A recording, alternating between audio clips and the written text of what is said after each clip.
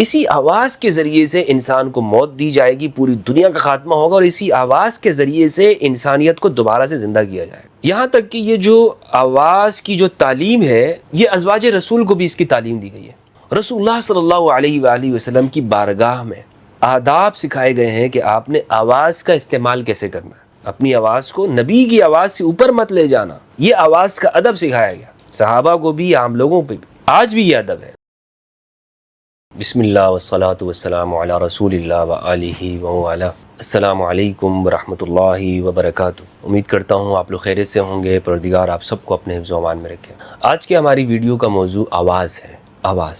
آواز کا انسانی زندگی پر کیا اثر ہوتا ہے، انسانی باڈی پر، انسانی دماغ پر اس کی کیا تاثیر ہوتی ہے، اور آواز کے کیا آداب ہیں۔ قرآن مجید میں آواز کی کیا ہسٹری اور تاریخ بیان کی گئی ہے، آواز کے بارے میں کیا احکامات دیے گئے ہیں۔ یہ بہت ضروری ہے کہ ہم اپنی گفتگو کو قرآن مجید کی احکامات کے مطابق بنائیں، کیونکہ قرآن یہ چاہتا ہے کہ ہم بہترین انسان بنیں۔ یہ آواز انسانی صحت کے اوپر بہت اثر رکھتی ہے۔ آپ یہ دیکھیں کہ دنیا میں اچھی آوازیں بھی ہوتی ہیں، بری آوازیں بھی ہوتی ہیں۔ اچھی آوازیں آپ کی صحت پر، آپ کی دماغی صحت پر بہت اثر ڈالتی ہیں، اچھا اثر ڈالتی ہیں۔ بری آوازیں پولوشن پیدا کرتی ہیں اور آپ کی صحت پر اور جسم پر برا اثر ڈالتی ہیں۔ جو متمدن معاشرے ہوتے ہیں وہاں پر آوازوں کا بہت خیال رکھا جاتا ہے، وہاں پر آوازوں کے حوالے سے مختلف قوانین بنائے جاتے ہیں۔ آپ بلند آواز سے ریڈیو نہیں چلا سکتے، آپ بلند آواز سے آپ کی گاڑی کا جو سائلنسر ہے اس کی آواز نہیں ہونی چاہیے، تاکہ وہ آواز کا جو شور ہے، جو پالوشن ہے، وہ آپ کی سوسائٹی پر، آپ کی جسم پر اس کے نیگیٹو اثرات نہ ہوں۔ آواز آج جو زوال پذیر معاشرے ہیں وہاں آپ دیکھیں، کتوں کے بھونکنے کی آوازیں ہیں، گاڑیوں کی، رکشے، بائکیں، چنگچی، اور کیا آپ گزر کے دیکھیں۔ ایک متمدن معاشرے میں اور زوال پذیر معاشرے کا جو فرق ہے وہاں کی روڈوں سے معلوم ہو جاتا ہے، سڑکوں سے معلوم ہو جاتا ہے۔ تو یہ ایک بڑا آواز جو ہے وہ آپ ایئرپورٹ پر اترتے ہیں، کسی بھی ملک میں آپ جاتے ہیں، آپ کو پتہ چل جاتا ہے کہ اچھا یار یہ متمدن معاشرے میں آ گیا ہوں، یہاں کے لوگ سلیقے والے ہیں، یہاں کے لوگ سلیقے والے نہیں ہیں۔ ہارن بجانا، جو زوال پذیر معاشرے ہیں وہاں پہ کیا ہے، ہارن پہ ہارن دیے جا رہے ہیں، لوگ کی دوسرے کو جلدی ہے ان کے اوپر، اور ہارن پہ ہاتھ رکھا ہوا ہے، اور بس جناب وہ ایسا کوئی کام ہے بس ہارن تو یہ کیا ہے، یہ زوال پذیر سوسائٹی ہے۔ یہاں کے لوگوں کو آواز کے آداب نہیں معلوم، یہاں کے لوگوں کو آواز کو کیسے استعمال کرنا ہے اور کیا ہونا چاہیے، اور اس کا انسانی باڈی پر کیا اثر ہے۔ اور دوسری جانب آپ یہ دیکھیں کہ جو ترقی یافتہ معاشرے ہیں ہارن بھی نہیں دے رہے ہوتے۔ میں امریکہ جا کے میں نے دیکھا ہے، وہاں پر کوئی شخص آپ کو ہارن نہیں دے گا۔ ہارن دینا گالی سمجھا جاتا ہے، یعنی آخر میں جا کر وہ ہارن دیتا ہے کہ جب وہ کہتا ہے کہ بھائی میں اس کو گالی دینا چاہ رہا ہوں تو وہ ہارن دے گا، وہ اس کا مطلب یہ ہے کہ اس نے آپ کو بہت بڑی گالی دے دی ہے۔ تو آواز یہ انسانی جسم پر اثر رکھتی ہے، دنیا نے اس کو سمجھا ہے، اس کو ایک باقاعدہ یہ ایک سائنس ہے۔ اسی لیے آپ یہ دیکھیں کہ ہمارے ہاں بھی جب بچہ ہے وہ شور کر رہا ہو، بچہ ہے وہ سو نہ رہا ہو، اس کو نیند نہیں آ رہی ہوتی، تو ہمارے ماں باپ، دادی، ہمارے جو بزرگ ہیں وہ بچوں کو لوری سناتے ہیں، اچھی آواز کر کے کچھ گاتے ہیں، گنگناتے ہیں، جس سے بچہ جو ہے وہ دھیرے دھیرے وہ نیند کی وادیوں میں چلا جاتا ہے اور وہ آرام کر لیتا ہے۔ لیکن اگر آپ کسی ایسی جگہ پر لے جائیں جہاں بچے کو ارد گرد ماحول میں پورا شور ہو رہا ہو، اطراف میں شور ہے، ہر جانب وہ شور ہی شور ہے، تو بچہ جو ہے وہ ڈسٹرب ہوگا، اس کو نیند نہیں آئے گی۔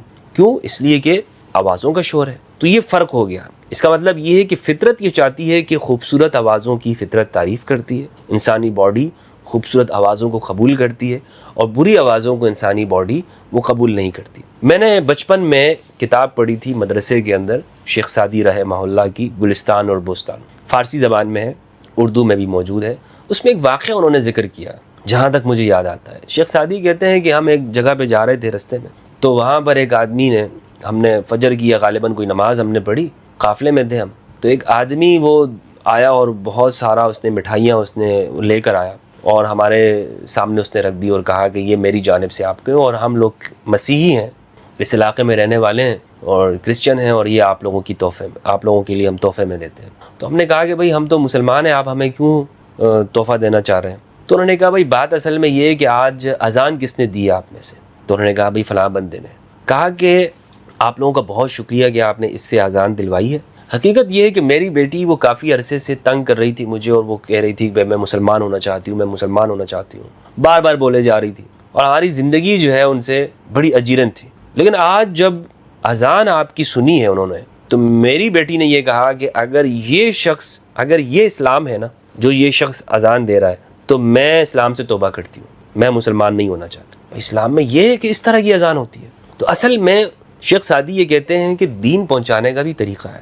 تو جو اذان دینے والا تھا واقعی اس کی آواز اتنی بھدی تھی، اس کی آواز ایسی تھی کہ وہ کانوں کو بالکل اچھی نہیں لگتی تھی۔ تو وہ جو بچی تھی یا وہ خاتون، اس نے اسلام قبول کرنے سے ہی وہ پیچھے ہٹ گئی، اور اس کے والد نے پھر تحفے کے اندر وہ مٹھائیاں ہمارے سامنے لے آیا تھا۔ تو یہ واقعہ ذکر کر کے شیخ سعدی نے یہ نتیجہ ذکر کیا ہے کہ آواز کا بہت اثر ہوتا ہے چیزوں کو پیش کرنے کا۔ ہم اکثر دیکھ رہے ہیں ہمارے معاشرے میں لوگ دین بیان کر رہے ہیں، لیکن کیسی آوازوں میں کر رہے ہیں؟ چیختے، چنگاڑتے، ساؤنڈ سسٹم۔ کچھ لوگوں کو تو ساؤنڈ سسٹم لگانے میں، وہ چیخنے اور چنگاڑنے میں، وہ یہ سمجھ رہے ہیں کہ وہ دین کی خدمت کر رہے ہیں۔ نہیں بھئی، آپ سوسائٹی میں پولیوشن پیدا کر رہے ہیں۔ آپ سوسائٹی میں، آپ معاشرے میں ایک ایسا شخص جو نیا مسلمان ہوا ہو یا باہر کے معاشرے سے آیا ہو، وہ آپ کو دیکھ یہ کیا کر رہے ہو آپ، یہ کیا چیز ہے؟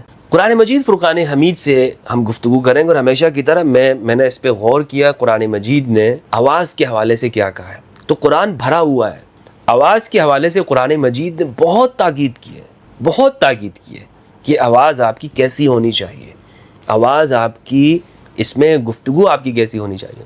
مجھے اچھی طرح سے یاد ہے، میں اپنے بچپن میں ہی، میں جب علامہ سعیدی رحمہ اللہ کے پاس تھا، میں تو میری عادت یہ تھی کہ میں الفاظ کو بہت جلد ادا کرتا تھا، بہت جلدی۔ ابھی بھی کبھی کبھار زبان پر سے وہ الفاظ جلدی ادا ہوتے ہیں، لیکن بہت کنٹرول کرنے کی کوشش کی، اور اس کو ایک تربیت کی ہمارے استاد علامہ سعیدی رحمہ اللہ نے۔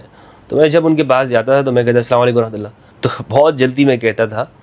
تو انہوں نے مجھے کہا کہ بیٹا السلام علیکم ورحمۃ اللہ وبرکاتہ، ایک لفظ آپ کا واضح ہونا چاہیے۔ اور پھر انہوں نے بہت ساری جہاں پر جو سکھانے کی کوشش کی، وہاں پر کچھ ڈائجسٹ انہوں نے دیے، کچھ چیزیں انہوں نے دی جو انہوں نے کہا کہ آپ ان کا مطالعہ کیا کریں تاکہ آپ کی اردو بھی درست ہو، اور اسی طرح آپ کی جو لینگویج ہے اس کے اوپر بھی کافی ایک بہتر اثرات ہوں گے۔ تو میں عرض یہ کر رہا تھا کہ قرآن مجید فرقان حمید ہمیں آوازوں کے حوالے سے بہت تاکید کرتا ہے کہ ہماری آواز کس انداز میں ہونی چاہیے۔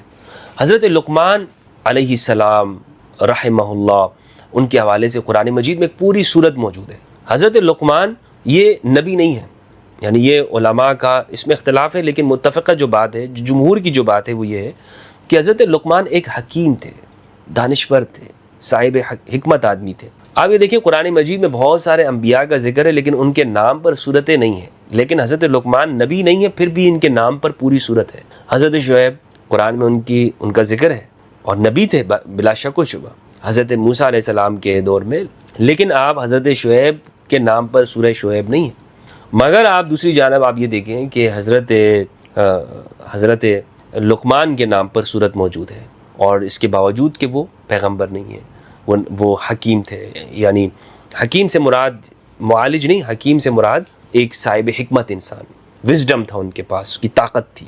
وہ اپنے بیٹے کو یہ نصیحت کرتے ہیں، قرآن مجید نے اس کو نقل کیا، فرمایا اعوذ باللہ من الشیطان الرجیم بسم اللہ الرحمن الرحیم، سورہ لقمان سورۃ نمبر 31 کی آیت نمبر 19، فرمایا وَاقْصِدْ فِی مَشْیِکَ، آپ اپنے بیٹے سے کہتے ہیں کہ اپنے چلنے کو میانہ رو رکھو، نہ زیادہ تیز چلو اور نہ زیادہ ہلکا برابر چلو۔ وَاغْضُضْ مِن صَوْتِکَ، اور اپنی آواز کو پست رکھو۔ إِنَّ أَنْکَرَ الْأَصْوَاتِ لَصَوْتُ الْحَمِیرِ، اس لیے کہ جو بری آوازوں میں جو سب سے بری آواز ہے وہ گدھے کی آواز ہوتی ہے، دراز گوش کی آواز ہوتی ہے۔ اب اس میں آپ یہ دیکھیں کہ آواز کے حوالے سے حضرت لقمان فرما رہے ہیں کہ آواز کو آپ نے پست رکھنا ہے، برابر رکھنا ہے، یعنی یہ تربیت ہونی چاہیے بچوں کی۔ گھر میں ہی زیادہ چیخ کے بات مت کرو، برابری سے بات کریں۔ اور وقت کا مطلب یہ نہیں ہے کہ آپ بالکل ہلکی آواز میں بات کریں، وقت کا مطلب یہ کہ اپنی آواز کی جو ساؤنڈ ہے اس کو آپ برابر رکھیں، چیخنا چنگاڑنا نہ ہو اس کے اندر۔ سورہ اسراء سورت نمبر 17 ہے، اس کی آیت نمبر 110 ہے۔ اللہ سبحانہ وتعالیٰ نے ارشاد فرمایا وَلَا تَجْهَرْ بِصَلَاتِكَ وَلَا تُخَافِتْ بِهَا وَابْتَغِ بَيْنَ ذَلِكَ سَبِيلًا، حتیٰ کہ نماز کے بارے میں فرمایا کہ نماز کو نہیں آپ زیادہ اونچی آواز میں پڑھیں، اور نہیں آپ اس کو بالکل چپ کرا دیں، بلکہ درمیان کا رستہ استعمال کریں. وابتغ بین ذالک سبیلا، درمیان کا رستہ آپ استعمال کریں. ایسے نہیں کہ بہت اونچی الحمدللہ، یا آپ نے لاؤڈ اسپیکر چلا کر آپ پوری دنیا کو آپ بہت تیز آپ نے مائکرو فون چلایا ہوا ہے، بہت تیز آپ نے اسپیکر چلایا ہوا ہے.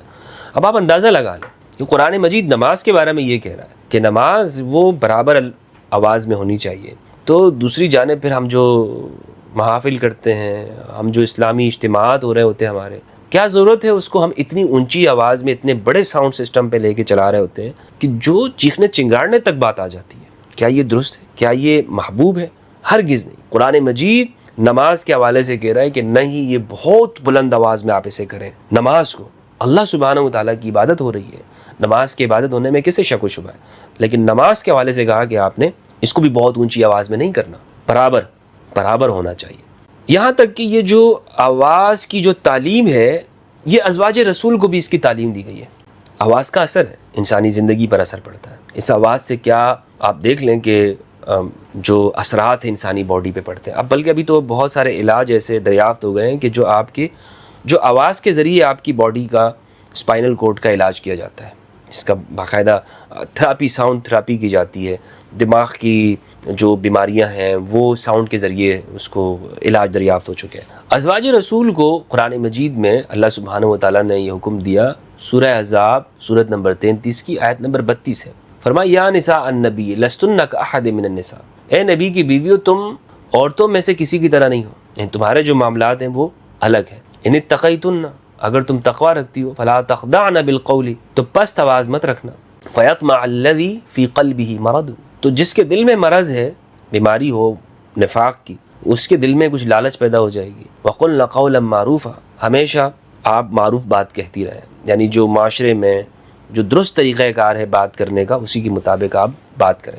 اب آپ اس میں دیکھیں کہ ازواج رسول کو بھی کہا گیا کہ اپنی آواز کو، خواتین ہیں، لوگوں کے سامنے ایسا نہ رکھیں کہ جس میں فیطمع الذی فی قلبہ مرض، ایک بندہ ہے منافق ہے پہلے سے ہی، اس کے دل میں کوئی لالچ پیدا ہو جائے.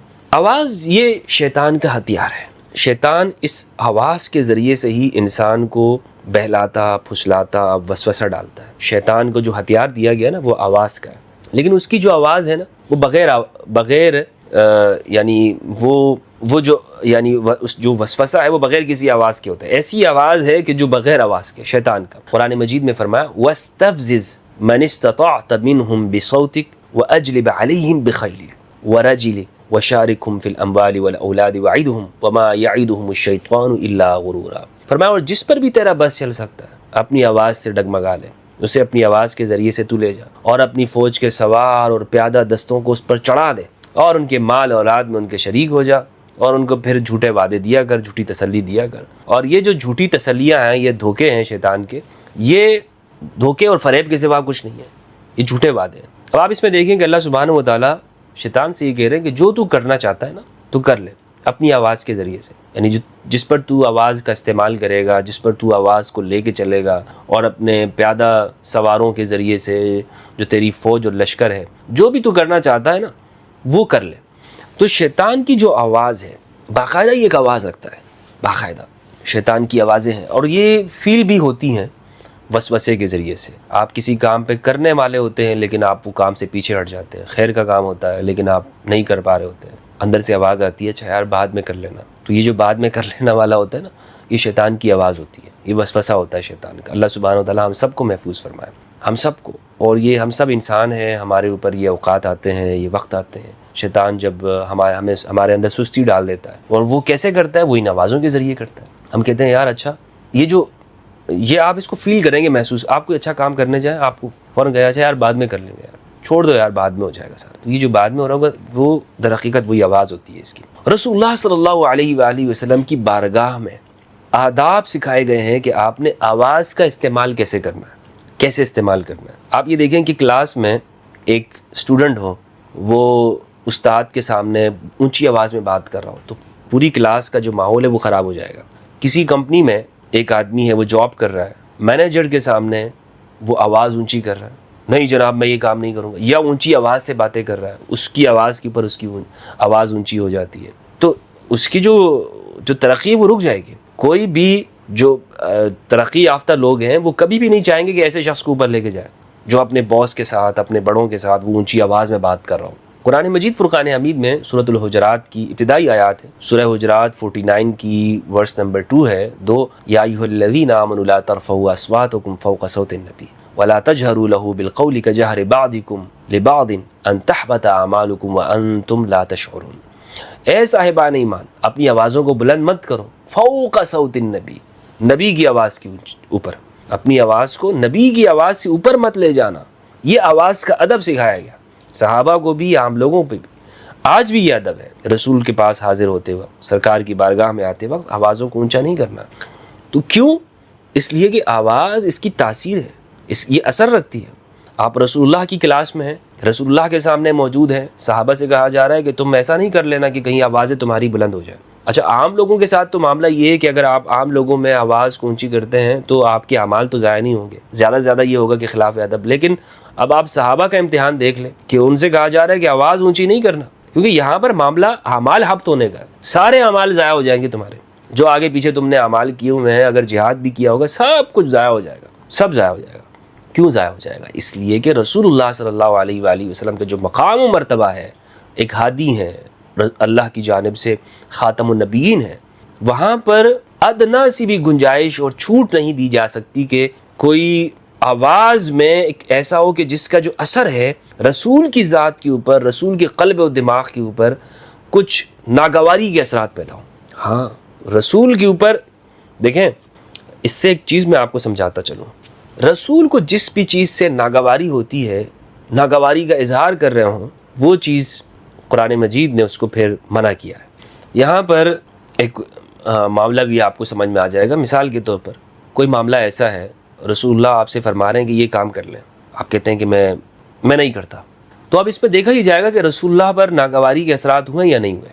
مثال کے طور پر امام علی علیہ السلام سے کہا حدیبیہ کے واقعے میں، بخاری میں اور ہمارے ہاں صحیح کتابوں میں موجود ہے، مشہور و معروف ہے، متواتر واقعہ ہے، کہ جب کفار نے مطالبہ کیا نا کہ آپ نے یہ جو محمد رسول اللہ لکھا ہے یہ رسول اللہ آپ مٹا دیں، امام علی معاہدہ لکھنے والے تھے، تو رسول اللہ نے حضرت علی سے کہا کہ آپ اس کو مٹا دیں، رسول اللہ یہ مطالبہ کر رہے ہیں، تو امام علی نے کہا کہ میں تو نہیں کروں گا، میرا تو جو آپ کے ساتھ تعلق ہے رسول اللہ، میں تو یہ رسول اللہ نہیں مٹاؤں گا۔ پھر خود رسول اللہ صلی اللہ علیہ وآلہ وسلم نے اسے مٹایا اور اسی جگہ پر آپ نے محمد بن عبداللہ لکھ دیا۔ اب یہاں پہ دیکھیں، امام علی نے انکار کیا ہے، لیکن یہ انکار ایسا نہیں ہے کہ اس سے رسول اللہ پر ناگواری کے اثرات پیدا ہوئے ہیں۔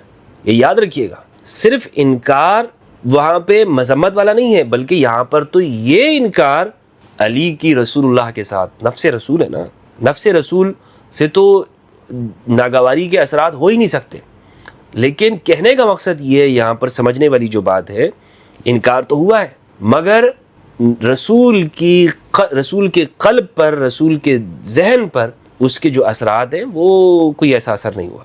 ہاں، جس جگہ پر انکار ہو، رسول اللہ کے قلب پر ایسا اثر پڑ رہا ہو کہ جو مثال کے طور پر آپ ناگواری کا اظہار کر رہے ہو، تو وہاں پہ قرآن نے کہا کہ ان تحبط اعمالکم، تمہارے اعمال کیا ہو جائیں گے؟ وہ ضائع ہو جائیں گے، تمہیں پتہ بھی نہیں چلے گا، تم سمجھ رہے ہوگے کہ شاید ہمارے اعمال بڑے ہیں ماشاءاللہ، تمہیں نہیں معلوم ہوگا۔ آیت نمبر 3 ہے، ان الذین یغضون اصواتهم عند رسول اللہ اولئک الذین امتحن اللہ قلوبهم للتقوی لہم مغفرۃ واجر عظیم۔ بے شک وہ لوگ کہ جو اپنی آوازوں کو رسول کے سامنے پست رکھتے ہیں، یغضون، غض بصر، غین ضاد کی پر شد ہے، غض بصر نگاہوں کو جھکانا، غض الصوت آواز کو پست رکھنا۔ تو اہل ایمان کی تعریف کی گئی ہے کہ اگر اہل ایمان رسول کے سامنے ہیں اور وہ اپنی آوازوں کو پست رکھتے ہیں، یعنی کم رکھتے ہیں، تو یہ لوگ کون ہیں؟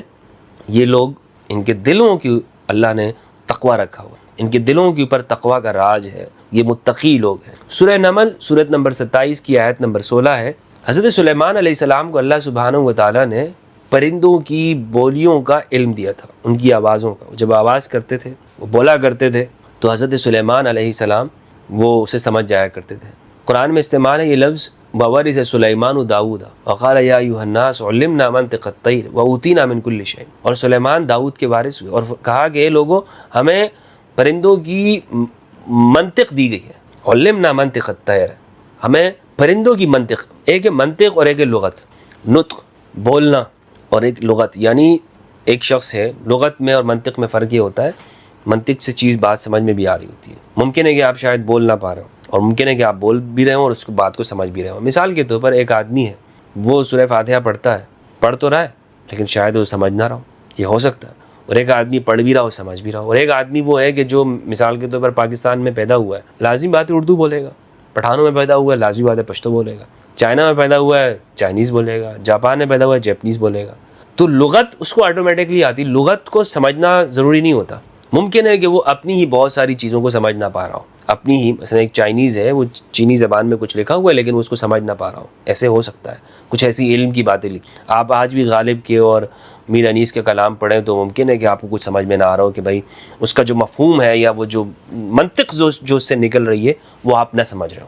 تو منطق الگ چیز ہوتی ہے. حضرت سلیمان یہ فرما رہے ہیں کہ ہمیں ان کی منطق بھی پتہ ہے کہ کیا کہنا چاہ رہے ہیں, کیا چاہ رہے ہیں یہ.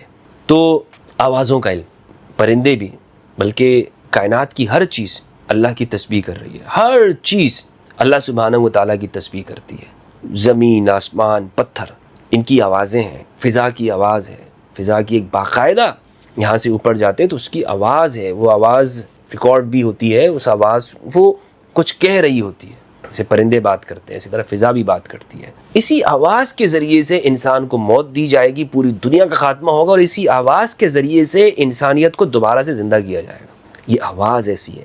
قرآن مجید میں اللہ سبحانہ و تعالیٰ نے فرمایا وَنُفِخَ, سورہ زمر 39 کی آیت ورس نمبر 68, وَنُفِخَ فِي الصُّورِ فَصَعِقَ مَنْ فِي السَّمَاوَاتِ وَمَنْ فِي الْأَرْضِ إِلَّا مَنْ شَاءَ اللَّهُ.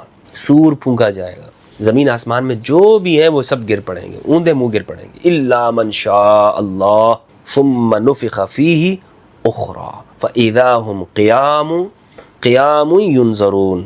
پھر دوبارہ جو پھونک ماری جائے گی تو سارے کے سارے دوبارہ سے کھڑے ہو چکے ہوں گے.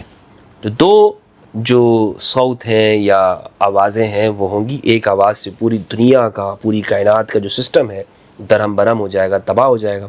دوسری آواز سے دوبارہ سے جی اٹھیں گے. تو آج کی یہ جو ویڈیو ہے میرے بھائی, یہ آواز کے اوپر تھی. قرآن مجید میں ہم غور کریں, تدبر کریں, بہت سارے مضامین ایسے ہیں. آواز ہے, شکر ہے, بصر اور بصیرت ہے, غصہ ہے, جذبات ہے, نفس ہے. قرآن مجید میں کہاں کس معنوں میں استعمال ہوا ہے. اسی طرح حکمت ہے, قرآن کی حکمت کیا ہے, سنت کا لفظ ہے, حدیث کے الفاظ ہیں.